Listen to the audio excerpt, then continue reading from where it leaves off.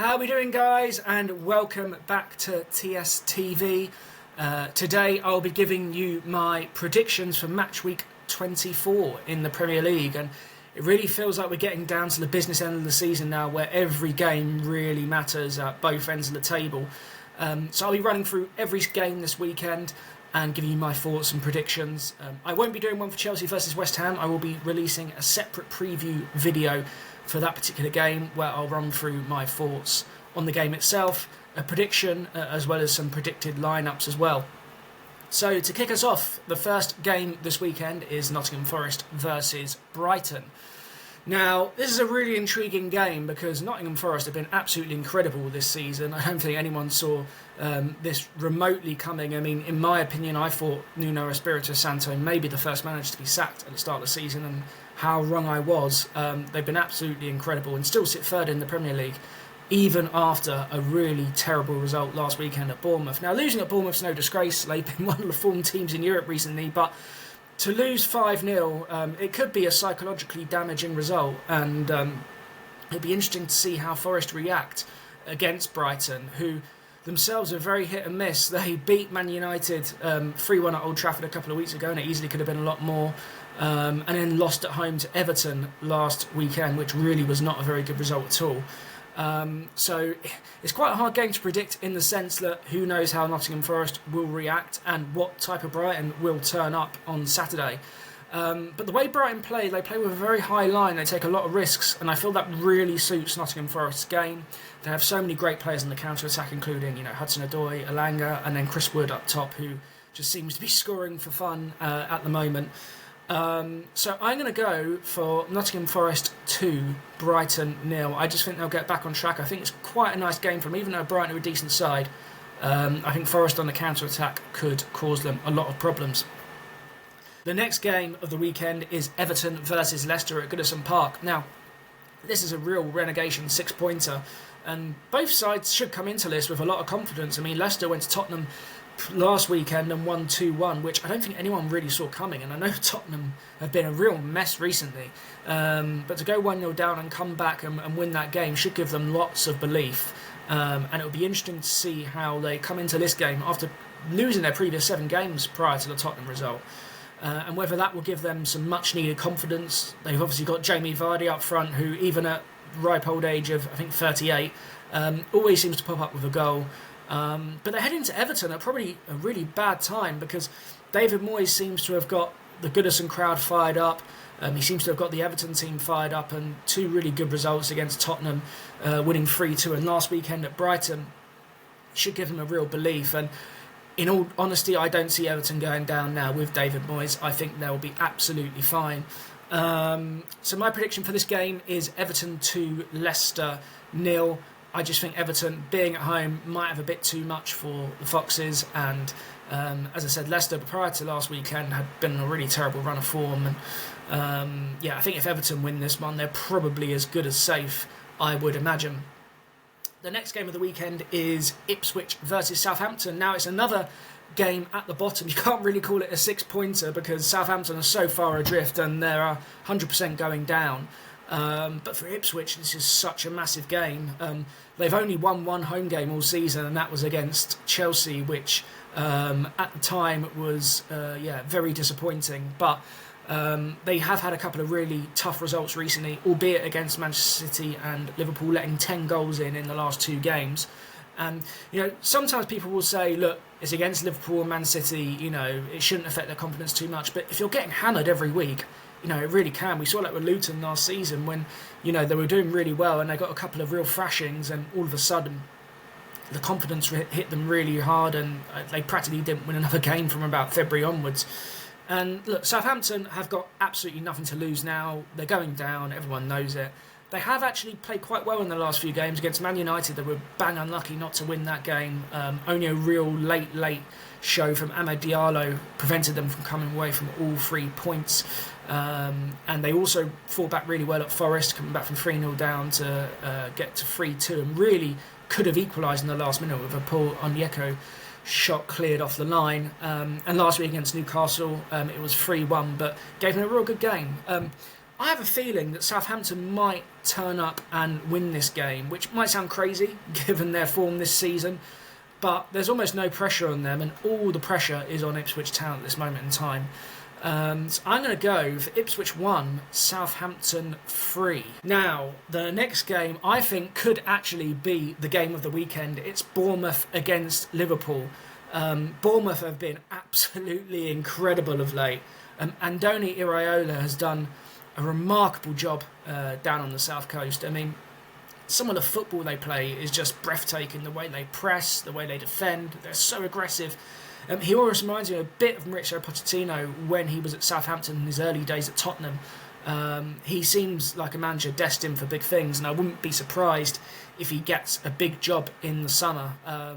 They were very unlucky not to beat Chelsea at Stamford Bridge a couple of weeks ago. Obviously, a last-minute Reece James free kick prevented Chelsea from losing that one. They went to Newcastle, absolutely hammered them 4-1, and even though Newcastle, I think, had won about 8 games in a row prior to that, and last weekend beat the team that could have got into second place 5-0 in Nottingham Forest.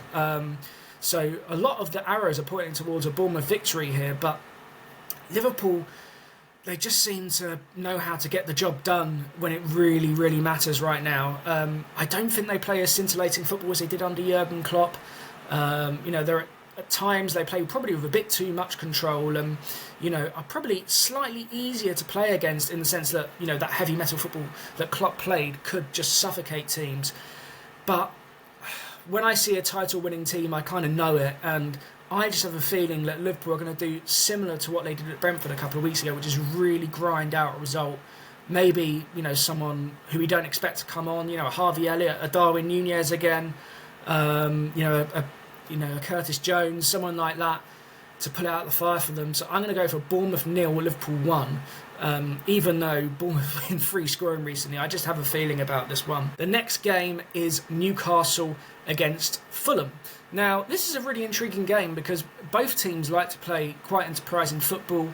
Fulham are very hit and miss. 1 week they're absolutely brilliant.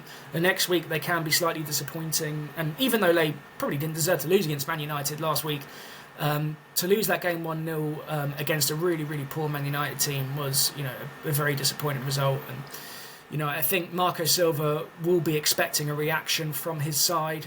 Likewise, obviously, last time Newcastle were at St James's Park, they got absolutely battered by Bournemouth. And, this will be a real chance to, cement a top 5 position at the moment because obviously Man City and Chelsea will play after that. So they could find themselves into the top 4 by Saturday evening. And they've obviously got, one of the form strikers in the world at the moment, Alexander Isak. How I would love him at Chelsea at this moment in time. But I'm going to go for 2-2 here because I just feel that both teams, if they both turn up, I think it'll be a really difficult game to call because Fulham are a decent side, as are Newcastle. And I think there could be goals in this one. So I'm going to go for 2-2 and a really, really entertaining game. The Saturday night kickoff is Wolves against Aston Villa, which is a local derby. Now, Wolves had a real nice little managerial bounce when Vitor Pereira came in. They had a few decent results, including beating Man United, getting a draw away at Tottenham, although maybe that is not saying much these days. But they seem to have regressed back to what they were under the late stages of Gary O'Neill right now. And they are really, really struggling and they need a result desperately. What better place to do it than a local derby, right? And Aston Villa, historically, they've had a really, really bad result after a big European game, and they obviously had one on Wednesday night where they got the job done against Celtic, winning 4-2. Celtic did go back to 2-2 at one point, but they ended it 4-2 with a Morgan Rogers hat-trick. Since then, it looks like John Duran is going to be moving to Saudi Arabia, which is a real shame because I think he's such a talented striker, and he'll be a real loss to Villa in terms of having an impact off the bench. And obviously Arsenal have put a bid in for Ollie Watkins, which would really unsettle him, and it all seems very up in the air at Aston Villa at this moment in time. So I'm going to go for a Wolves win. I think, under the lights, local derby, they know they need to get the points to try and, get back to within touching distance of the teams above them. And I think Aston Villa, after a big high in Europe qualifying for the top 8 and the uncertainty around 2 of their star players, I think that could cost them here. So I'm going to go for Wolves 2, Aston Villa 1. Now, on to the Sunday games. So the first Sunday game is Manchester United against Crystal Palace. Now, Crystal Palace have had a great record against Man United recently. I think they've won something like 3 out of the last 4 trips to Old Trafford. Obviously, absolutely battered Man United 4-0 at Selhurst Park last year. But they're not quite the same team as they were towards the back end of last season. Obviously, Michael Olise has left. They're not quite playing the enterprising attacking football that Oliver Glasner implemented really well when he first joined. But they have got themselves out of relegation trouble. They look like they'll be absolutely safe now. And they are, a decent, solid Premier League side. There's not really much more to say on Crystal Palace. And in terms of Man United, I mean, who knows what Man United will turn up, because they were absolutely brilliant against Arsenal and for different reasons, and against Liverpool a couple of weeks ago. Then absolutely terrible at Brighton and lost that game 3-1. I didn't even think they were great at all against Fulham last week, but got very lucky to win 1-0 with a deflected strike from Lisandro Martinez. So they're a really tough team to call. And look, it would not surprise me if Man United lost this game 3-0, but I also wouldn't be surprised if they won it 2-0. So I'm going to sit on the fence and go down the middle and say a 1-1 draw. Man United obviously have played in Europe this week as well, and Palace are a fairly solid side. They have got some goal threat in them up front with Sarr, Mateta and Eze. So I'm going to go for a 1-1 draw in that game.